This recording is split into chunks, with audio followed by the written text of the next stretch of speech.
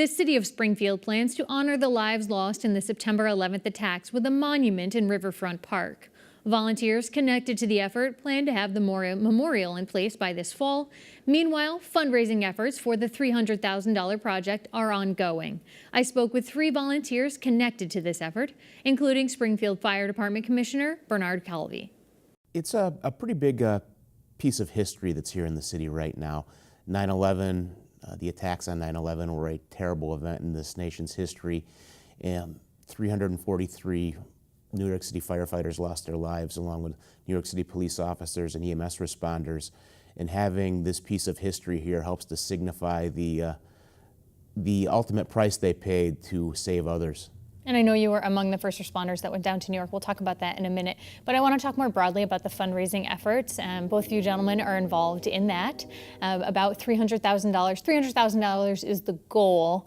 That's doubled in the past year. How did that come to be? Well, when the original estimate was done, we really didn't have all of the information put together. And I think the initial estimate was $160,000. And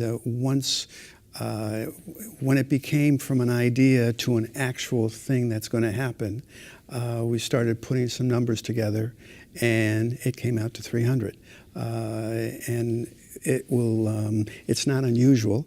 We were just premature at the time.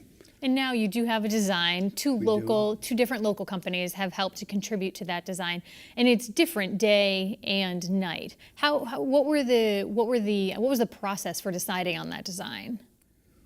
Well, Matt, do you want to take it? It was very competitive, as you could imagine, because this is a very sacred piece of history that we have, and we want to make sure that it's treated well and treated appropriately. And so it was the question about the cost is also tied into the timing as well. It took a long time to find the right designer, to find the right location down at Riverfront Park, and we really feel as if we have the right combination of both right now. So it's a very striking design, and it will be, when it's lit up in the evening, you'll be able to see the facsimile or representation of the Twin Towers. You'll see those 2 towers, the shadow actually that's created by the I-beam. It's pretty stunning. Well, it's during the day, you'll see the beam.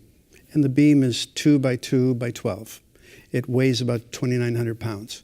And so during the day, there's that.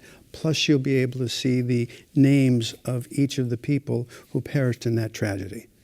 In the evening, the names will be there. There will be a gap in between. And in the evening, as the moonlight shines through, you'll see the Twin Towers. Yeah. And where it will be located, right on the riverfront, with the river going by, it's just a great place to look at it, and it's serene, and you're able to think about what this memorial means to the country. How did Riverfront Park become the ultimate location? Because I know Union Station, a few other places were considered, but how Riverfront Park, how did that come to be? All those other places were considered. When it finally came down to the choices, I think the fact that it's by the river, by the Basketball Hall of Fame, across the street from MGM, and with the Riverfront Park having, it will be all redone. I think they're spending somewhere between $1 and $2 million. It's a few $1 million project. Correct. Between the city and MGM giving money. Yeah. Exactly. So with that, it seemed like the perfect place to put the monument. And it's a fitting place for reflection, quiet reflection while you're looking at the monument. You know, everybody's name on that monument is somebody who paid the ultimate price that day. And while you're looking at it, it gives by the river a spot for quiet reflection while you think about the importance of the monument and everybody who died. Commissioner, you are among the first responders who went down to 9/11. Why did you make the decision to go down and help? I wasn't actually working at Ground Zero. A lot of us from this area went down to attend the funerals. There were so many New York City firefighters killed and so many people missing. All the New York City firefighters were working on the pile at the time, and to pay fitting tribute to the people who they had recovered who had perished. Firefighters from this area were going down almost every day to attend funerals, so those people would have the send-off that they deserved for paying the ultimate price. Once the monument is here in place, how do you hope that people in this region use it? Well, we hope they'll visit it. We hope that they'll remember what happened at 9/11. It'll be another, it will just be something on our trail of things to look at. And I think that it's important to, I think, Matt, you said it, I've heard you say it many times, never forget. Right. Yeah, I think it'll be important. And also that area of the city with a renaissance of traffic with the Basketball Hall of Fame and the renovations that they're doing, the casino as well.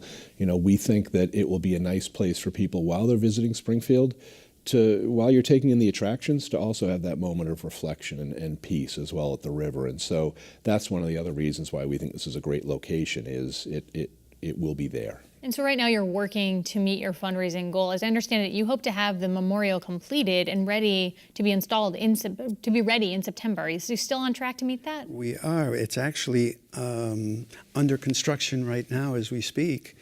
We felt so confident that we were going to raise the money that we signed a contract with a local firm in Florence, Mass, to build this monument. And they're doing that now. And our goal is to have the riverfront. I'm not sure the entire riverfront will be complete, but a substantial portion will, and for 9/11. And this will be a part of it. Great. I appreciate the three of you coming in and helping us learn a bit more about it today. Thanks.